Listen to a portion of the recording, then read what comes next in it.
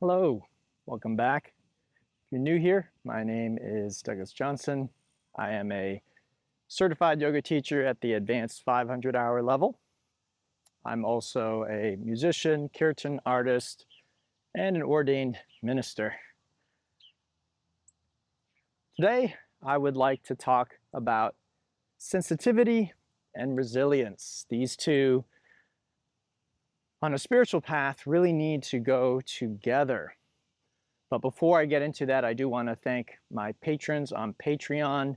They are the community that make these talks possible. They make it possible for me to share on YouTube free of charge. So if you'd like to become a part of that community or contribute in some way, then check out the links below. You can also help out by liking, subscribing, commenting, and sharing on YouTube. Okay, so sensitivity and resilience. What is this about? Well, in my experience, personal and also as a professional teacher, as someone who guides people on a spiritual path, I have noticed that for the most part, people very often on this path are highly sensitive. They're very sensitive. Like many artists and musicians, they are people who are born with a high degree of sensitivity, meaning they notice things that maybe other people don't notice. They feel things deeply. Again, things that other people might just gloss over. And I'm not going to say that this makes them any better than anybody else. It just is what it is. A lot of people who end up on a spiritual path are people with high degree of sensitivity. They see things and they feel things that perhaps others don't, or on a more profound level, on a deeper level, on a level that affects them in a way that perhaps others can just sort of brush off and ignore. Okay? So what often happens to these individuals is before they find a type of spirituality that serves them, they very often first end up with the tools that the world provides. And generally speaking, this is going to be most likely some kind of substance abuse. It can also be the form of abusing something like pornography or video games, gaming, or it could be abusing food, the way that we eat. So I think I've discussed before, but basically an addiction can be anything that's used as a way of escaping or numbing, dulling down the pain. Okay, the pain. So again, if I'm highly sensitive, then things that other people might just brush off or that's no big deal, I'm going to feel deeply. And I suspect there might be more of these people than we realize. I suspect a lot of people who are highly sensitive, they just don't even know that they are.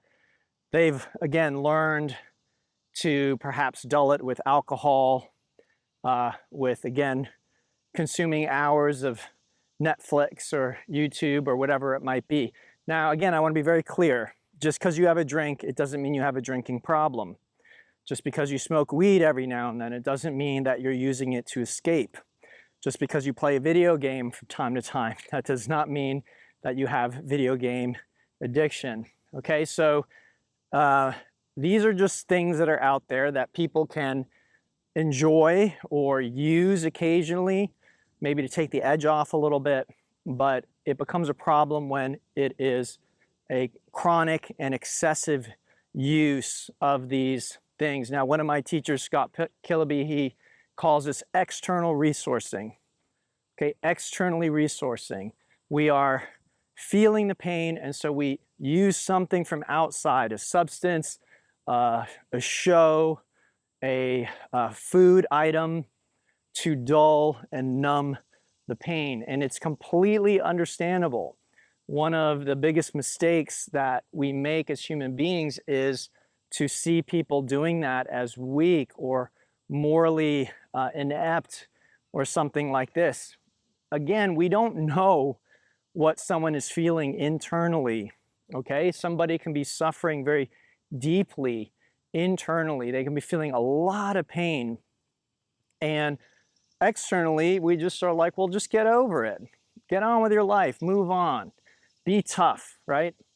So this, a great example of this is heartbreak. If you don't know about it, you should look it up, some of the research on heartbreak. People who are experiencing heartbreak are experiencing the same level of pain as someone who has broken a limb. Okay, so if we saw someone hobble in, they say, I just broke my leg, we generally wouldn't say, well, just get over it. Get over it, move on. But this is the advice we give to people experiencing heartbreak.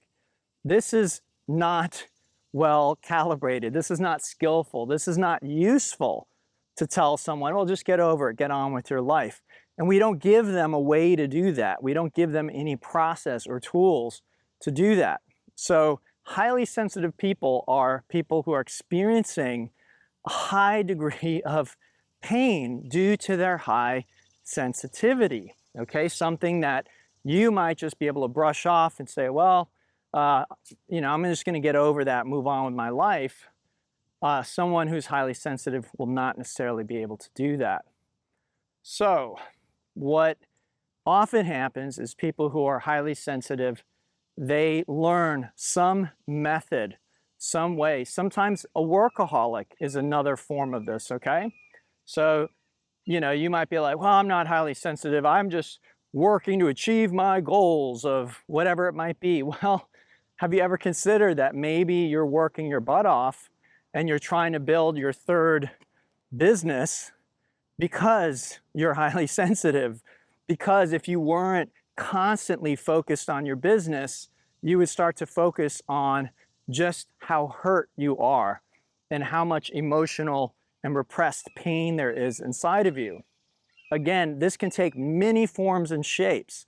And people who you might not think of as highly sensitive, they may be the most sensitive people of all, ironically, okay? Ironically. So very often, the more sensitive we are, the stronger our defense system becomes. So it can turn out that the person who is the most sensitive is the person who seems the least sensitive, who seems the most like they have their chests puffed out and they are ready for anything and nothing deters them. That's because they're essentially plugging their ears and going, la, la, la, la, la, la, la, la, la, la, la, because they can't take anything. They're so sensitive, they cannot take the feedback.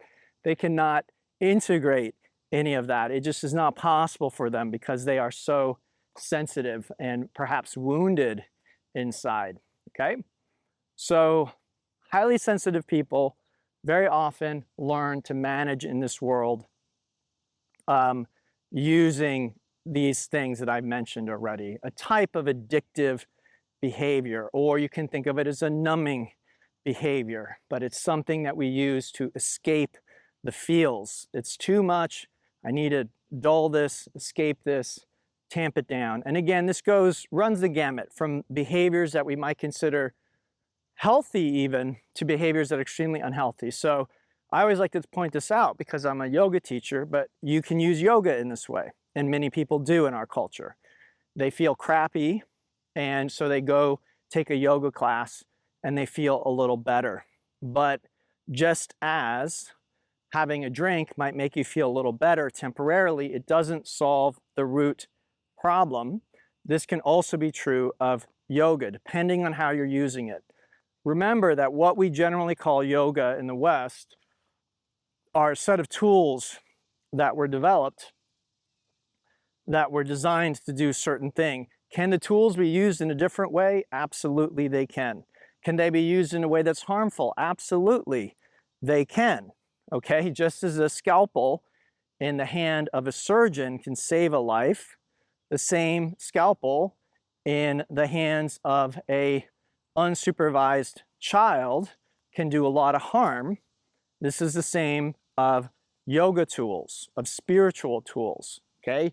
Don't assume just because you're going to a place that has yoga written above the door and the teacher says they are a yoga teacher and you're taking what is called a yoga class and you're doing what are called yoga postures, that you are necessarily doing something ultimately that is good for you. It depends on how you're using it and what your objective is. If you are not going into yoga with the right objective, then you are not even doing yoga, okay? I don't care what it says, what the titles are, what the names are, you're just simply not, okay? And that's maybe something we can talk about another time. And I'm not trying to make anyone feel bad or guilty, but I am just trying to be real with everybody, okay? Yoga really isn't a set of exercises. It's really a system that involves a lot more than just postures. Different things that when used skillfully, they free us of suffering, for lack of a better way of putting it. They put us in touch with our true nature, okay? So if that's not our goal, if we're just looking to lose a little weight or feel a little better, there's nothing wrong with that. And yoga can help you with that. But that's just not really yoga. Your intention isn't really yoga. You're not really a yogi. You're not really looking for spiritual liberation. And if you're not, no problem. No problem. I don't really think people who don't feel called to a spiritual path should try and be on one just because it's fashionable or just because you think it makes you a better person. It doesn't. Being on a spiritual path does not make you a better person, okay? You're perfect just as you are, okay? So if you're not interested in spirituality, good. Then go do something else. Enjoy yourself as much as you can.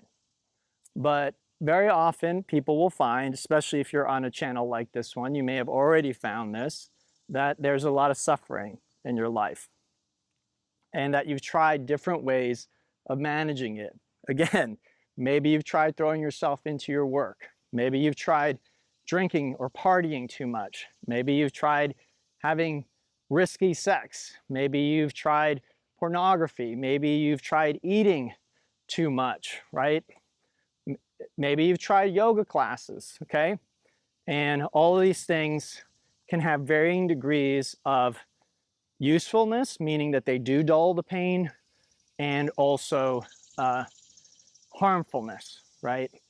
So again, going back to Scott, one of my teachers, he would say about external resourcing is you always want to pick the external resource that has the least amount of harm, that does the least amount of harm. Okay, so if I find that for where I am right now, heroin and let's say overeating are two things that I can use to dull the pain, well then I should probably choose overeating because heroin, much more dangerous and much more harmful. I'm generalizing here. I know overeating can be a huge problem as well, but just roll with me on this one, okay?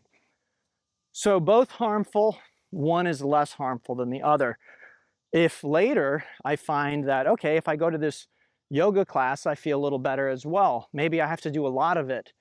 And maybe it's still actually harming me because again, people think just because it's yoga, oh, it's good for me, more is better. No, sorry. You can do too much asana. You can do too much yoga postures, especially the hot, sweaty, fast kind. You can do too much of that, even though I teach it. Okay, if you're coming 2-3 classes a day or every day of the week doing multiple classes, this can be harmful. It can be a type of addiction. Remember that, okay?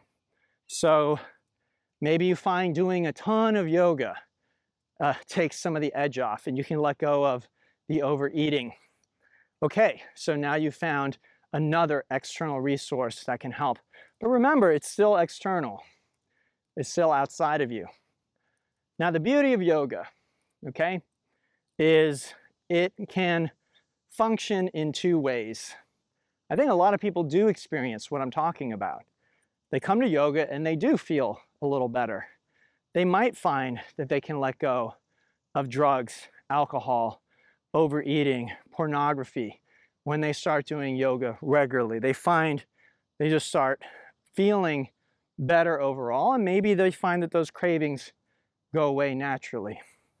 Now, that's a good step in the right direction, but I don't think it's the ultimate solution or answer, because now you're still somewhat addicted to, if you will, the yoga class. Now, that's good for business. If I'm in the yoga business, and I am, but ultimately I feel a stronger call to be a teacher and help liberate people than I am to just fill my own bank account with money. So money is not really ultimately what drives me. But if I'm only interested in money and business, then I would want to keep the people coming to my yoga class addicted to my class. That this is it. And this is where a lot of yoga studios and teachers are. They're like, just come and do this thing and you'll feel better, and just keep doing this for the rest of your life. Now, I do recommend that you do postures for the rest of your life. The type of postures, the frequency, and whatnot may change depending on the phase of life that you're in. But generally, it's going to be good for your health. However, I don't recommend you do it from an addictive mindset, from a mindset that if I don't do this thing, I'm going to experience tons of pain and suffering, okay? Because that's, again, just another form of addiction. Yes, it's better than addiction to heroin or alcohol or pornography, but it's still addiction. It's still, I'm trying to escape something I feel that if I stop doing this thing, I'm going to feel. Now, exercise is important, movement. Again, yoga can be all those things. So generally, we do feel better. But we don't want to be in a situation where if I stop doing this thing, it's like the demons come back, right? So, while yoga class, the modern yoga class, you might say, sits in a very interesting place, because it both can be a form of external resourcing, but then it also points the way toward ultimate liberation, okay, where we learn other things that eventually allow us to let go of these sort of external addictions, okay? Now, there's total liberation, but we don't even need to go that far. We can go to the point where we learn to be resilient, okay? Now, resiliency shows up, generally speaking, in yoga, because again, I think in yoga circles, a lot of people talk about bliss. They talk about, oh, I feel so great. Oh, I feel like I'm floating. Oh, I felt just full of energy, all these kinds of things. I recently did a kirtan at a local yoga studio, and people who attended the kirtan have been telling me about how, oh, it filled me up with energy. Oh, I felt so blissful. I felt samadhi. And I love that. That's wonderful. I love that people can feel so free and liberated and blissful doing this practice. But in a sense, in many regards, the practices, oftentimes, they are more liberating and useful when we're doing them and it becomes difficult. So let's use chanting as an example to start. If I'm chanting, I might enjoy it for the first few minutes. It might be fun, okay? Then after a certain while, it gets monotonous, it gets boring, it gets tedious. Krishna Das shares a story of when he first started chanting. His guru, his teacher, said, chant, and the way Krishna Das tells the story, he never said stop. Okay, that's an interesting example, huh?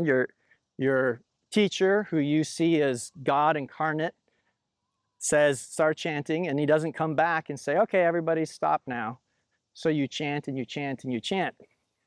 He says that he went through every emotion, love, hate, fear, depression, anxiety, just everything you can experience, chanting over and over and over again. And then at a certain point, he experienced liberation. He experienced freedom of all of that. Now, in Krishna Das's case, it was not permanent. When he stopped chanting and he came back to the United States, all his demons came back in. This is a very common experience on a spiritual path.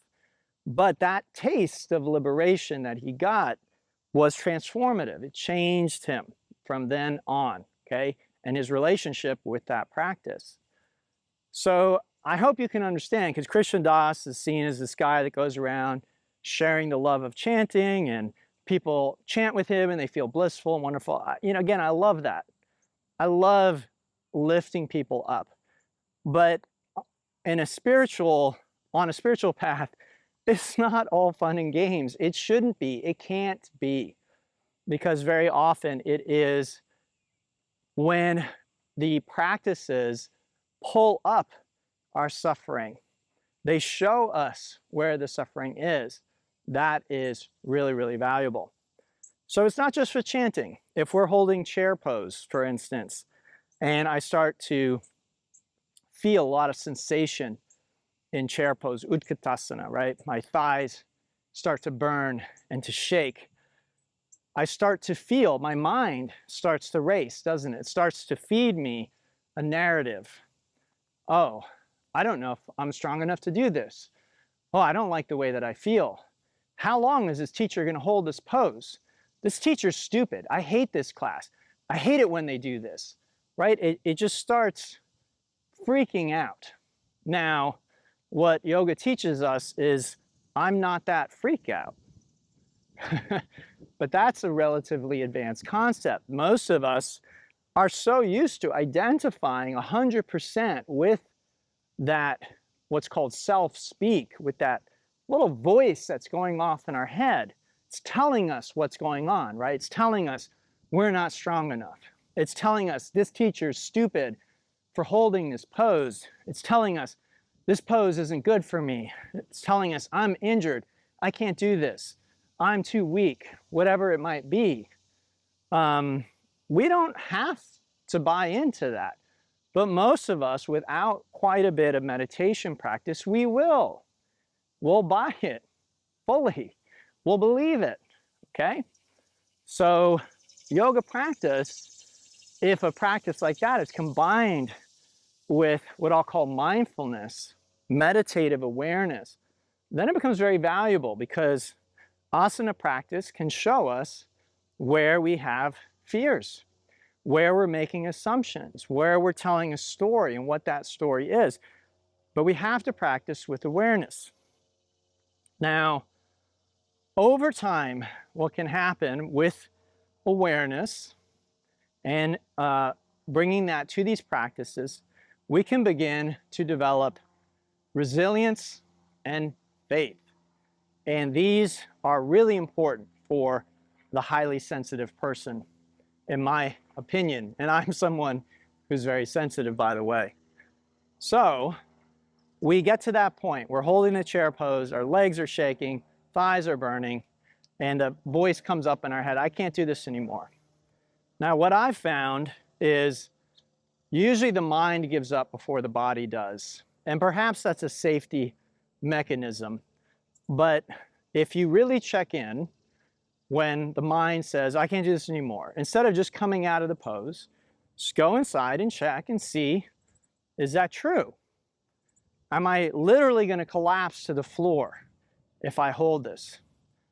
And I would say 99, perhaps 100% of the time, you're going to find that it's not true. Okay, it's just simply not true. You can hold it longer. Now, you might be very uncomfortable. Maybe you'll be sore the next day. Who knows? But the truth is, the statement, I can't hold it any longer, isn't true. Now, you might say, well, I just don't want to hold it any longer. Why should I? And this is really the point of today's talk. Why? So you can develop strength, resilience, and faith. Faith in yourself and faith in others. And you could say faith in God, okay? So how does holding chair pose or continuing to chant, same thing happens in chanting. This is the same process. I chant for a little while, it's fun. and then I want to stop chanting. And if I do stop chanting, I interrupt a process of liberation and of understanding myself as more than just this little voice that's narrating to me, okay? So if I push past that discomfort, and I've described this discomfort before as like a cage.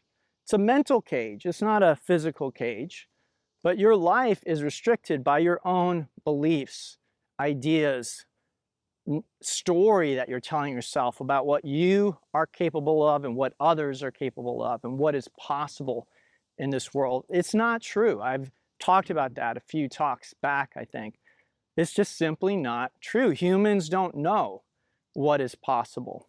And in spirituality, we have the saying that is said quite often that anything, with God, anything is possible. And I believe that's true.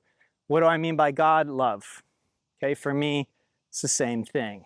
And love may not be what you think it is. This, again, blissful, fun state, going out on dates or doing your dream honeymoon. Love is much more than that, okay? In fact, I'd argue maybe that isn't even love at all.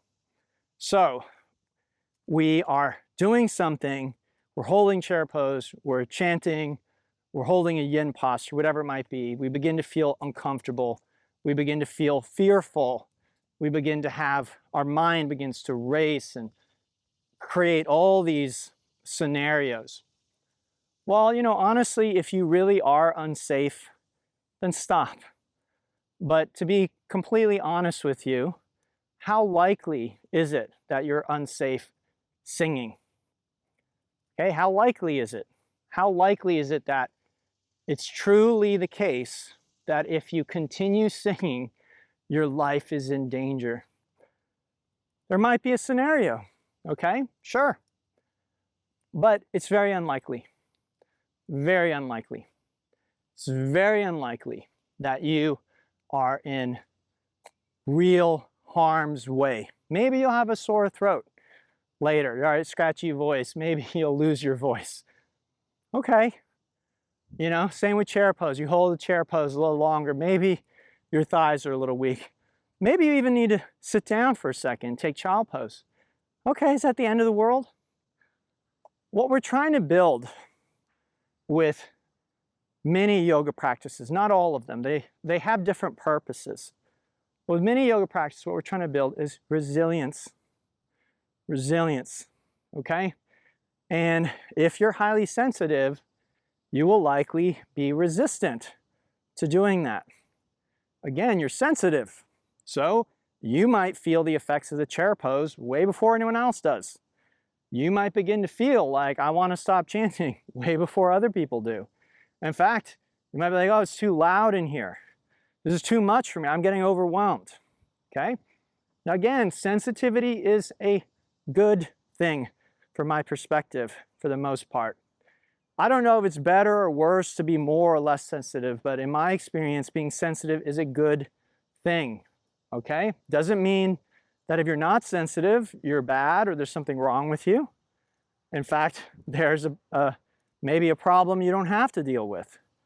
But being sensitive, from my perspective, it gives you a different experience than probably most people, to be honest. I don't know that most people are very sensitive. I think if we look at the world, we see most people are in kind of one camp, and then you have your artists, your writers, your musicians, your spiritual, some of your spiritual leaders or whatnot. Very often these are people that are more sensitive, but very often, again, they're in a minority. They're not most people. So you can think of being sensitive as maybe a kind of a gift, that you see things others don't, you feel things that others don't, or you experience them more deeply. But again, it's a two-edged sword. This is why I say, like, nothing is really good or bad. Because if you don't know how to handle it or deal with it, you very often end up dealing with it in an unhealthy way, okay? In a way that ultimately is not serving you or others as it could. So in my experience, yoga practices, when done in the right way, they begin to help us deal with this and regulate this. Okay, so again, my two examples right now are chanting through the resistance, or maybe holding a chair pose longer than you would like, or a back bend or something where you're feeling a lot and that voice comes up. I can't do this anymore. I shouldn't do this. I need to come out of this. I need to stop. I would encourage you, explore before you stop. Maybe you do, and it's fine if you do. But before you do, have a mindful moment. See if you can ask some questions. Is that true? Do I absolutely know that that's true? And check in with your body. Yes, your legs might be shaking, quivering. They might be burning. You might be feeling a lot of sensation, okay? But someone who's been practicing meditation, mindfulness, they can take a step back from that and see that that is just an arising within a much larger sphere of experience that is happening. And if I'm not identified with the story and the narrative that's coming, the thoughts that are coming, I can't do this. What is the I that can't do this? Okay, is that a human being? Because on a spiritual path, we aren't really trying to identify as a limited human being, but as a much more expansive part of a whole. So I can't do this. In a sense, to talk from the perspective of A Course in Miracles, would God create such a weak and pathetic being, such a powerless being, that holding a squat is more than he or she can do? Is that really your belief in yourself? Or create a being that can't sing or chant for more than a few minutes, that they just have to stop? Again, this has nothing to do with what we personally want. I get it. You might not want to hold chair pose. You might not want to chant. And that's where I'm saying a yoga practice isn't about what you want. When you do a yoga practice, you're trying to put your personal wants aside, because that's the only way they can work. So again, if I go to yoga class or I go to a kirtan with the mindset that I'm going to get what I want, that this teacher or this kirtan artist is going to give me a blissful experience, they're going to give me what I want, then I'm going in with the wrong mindset. And when I don't get what I want and I stop, I disengage from the practice, then I short circuit what the practice is trying to do, which is trying to break me out of that cage. And what is the cage again? What are the bars of the cage? When you get uncomfortable, when you feel like, oh, I need to stop, I want to stop, okay? And this can be rather subtle, I'll point out to you. It can be like, well, I'm just going to grab a sip of water, you know? I'm going to go, well, I'm not feeling this, so I'm just going to go to the bathroom or whatever. I'm just going to take a little breather, a little break. Now, again, I want to be real here. Sometimes you do need to go to the bathroom. Sometimes you do need a sip of water. Sometimes you do need to take a break, okay? But again, before, pause. Ask yourself, what is driving this? Sip of water, trip to the bathroom, coming out of the pose, taking a child pose, whatever it might be. What is really driving this? Is this a fear?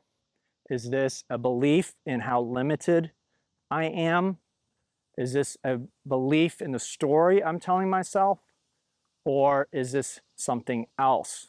Okay? Do I believe in my own strength? Do I believe in my resilience? Do I believe in my power?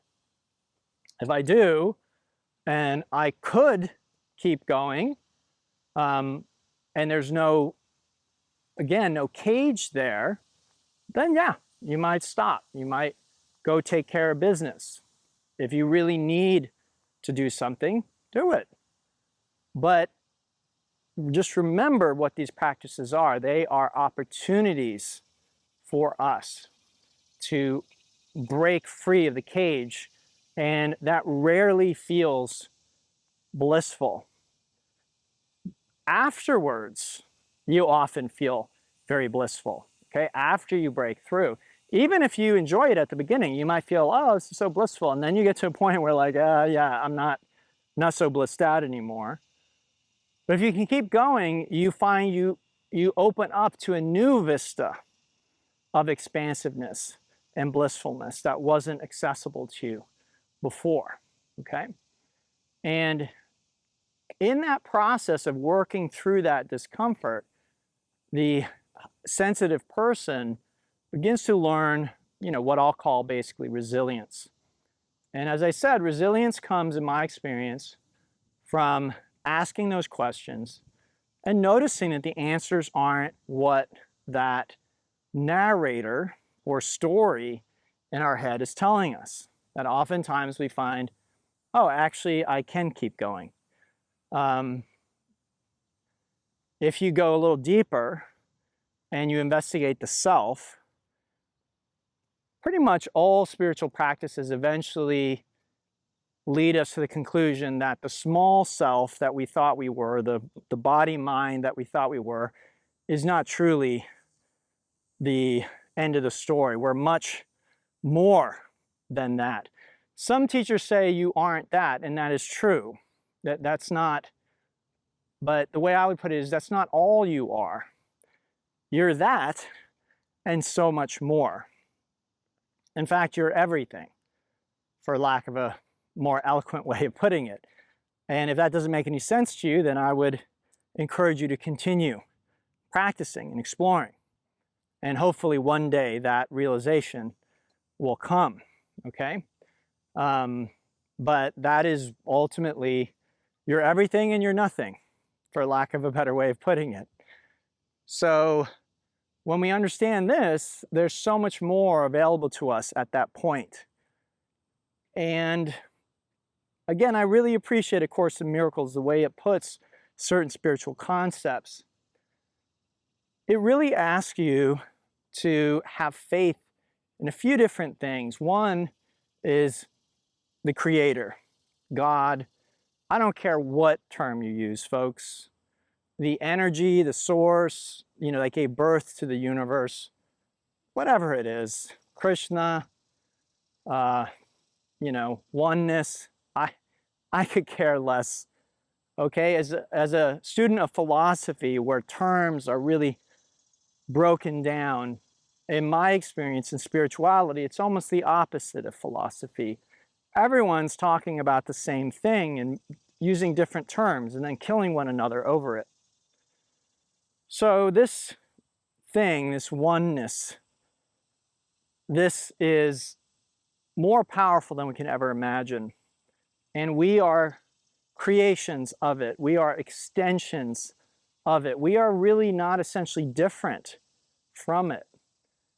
And in a sense, this arising of this body-mind is limited in many, many, many ways.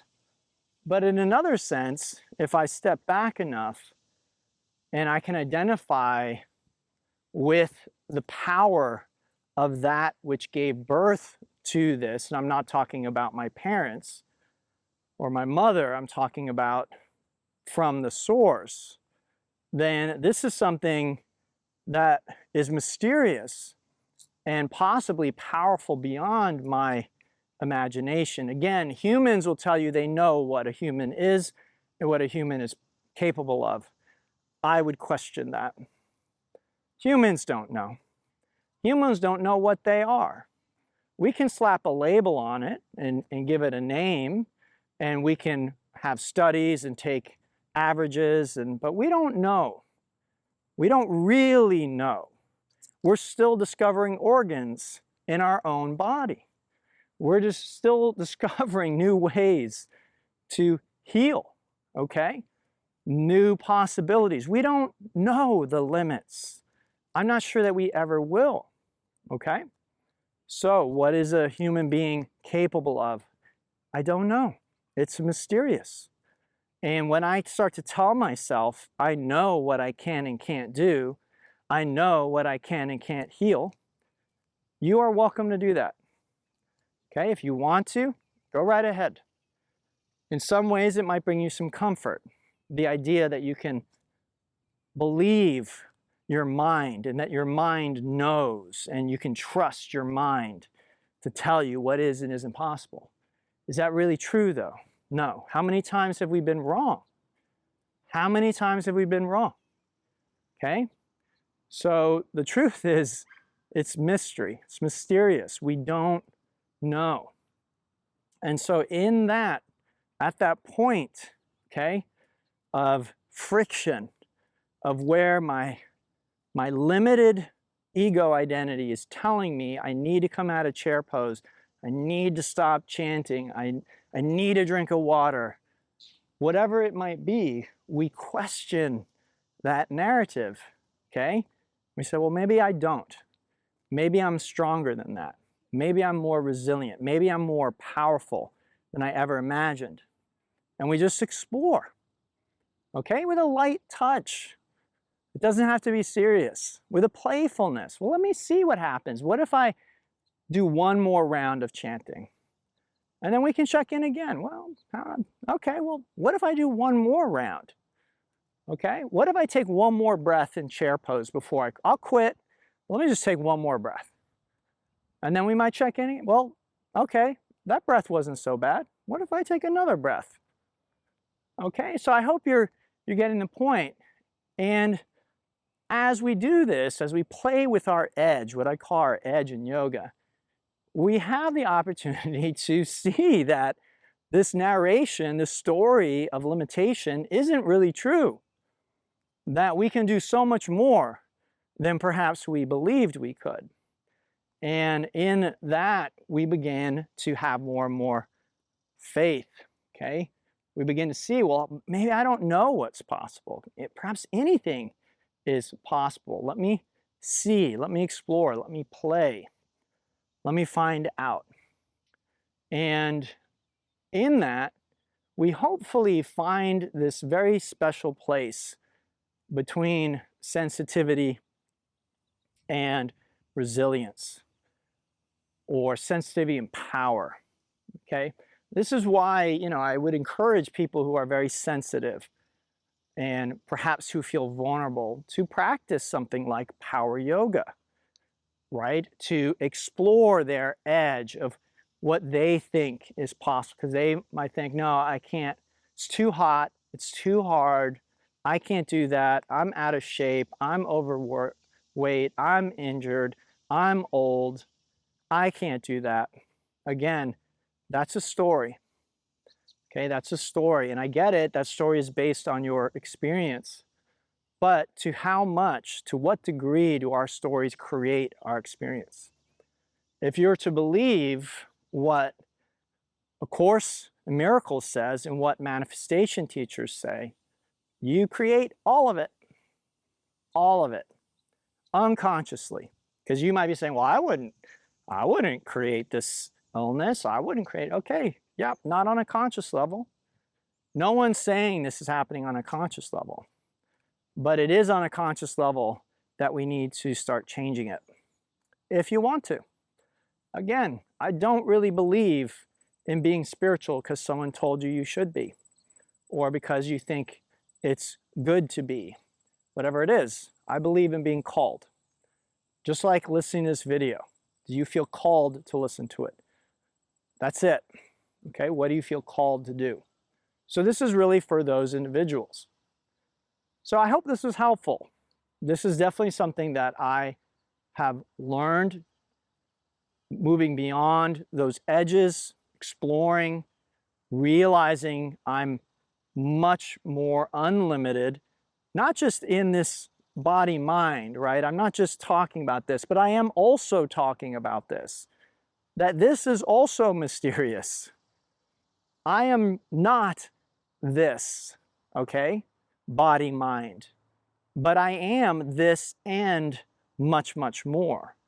And since I am also this, and this is also a creation of the God Almighty or the Son of God, or however you want to frame it, then this also, in a sense, can have unlimited qualities, but it depends on how I'm seeing things. Again, if I am believing my limited thoughts, fears, if I believe I know what this is, a human body, a human mind, I know what's possible, then that's what I will experience. Okay? So if I know I'm injured, if I know I'm old, if I know that I can't do this or that, then that will be my experience. But if I can begin to question those things, then who knows what is possible for me, okay? And that's what good yoga practice allows us to do. It gives us a safe space. Again, to go back to the example of chanting, are you really unsafe if you chant one more time? Are you really in danger, physical danger? Is the roof going to come down on you? Is the floor going to open up? You're going to fall through? Or are you just going to be a bit uncomfortable? So embrace that discomfort, okay? Because again, oftentimes this is what sensitive people are sensitive to, right? This is uncomfortable. This doesn't feel right. This doesn't feel good. And I understand. I get it. I think that this world is full of that, to be quite honest with you. And so learning to some degree, embrace the discomfort and to use it, right? To be able to use it in our practices and to transcend it, to go beyond it in a healthy way, in a way that shows us or teaches us just how unlimited we are, how discomfort doesn't have to define what we can and can't do in this world. All right, everyone. Thank you so much for listening. Again, thanks to my patrons. If you'd like to join that community, help support these talks, check out the links below. I'd love to hear from you. Please comment. Let me know your experience. And again, if you can share, like, subscribe, all those things help. Until next time, namaste, and have a beautiful day.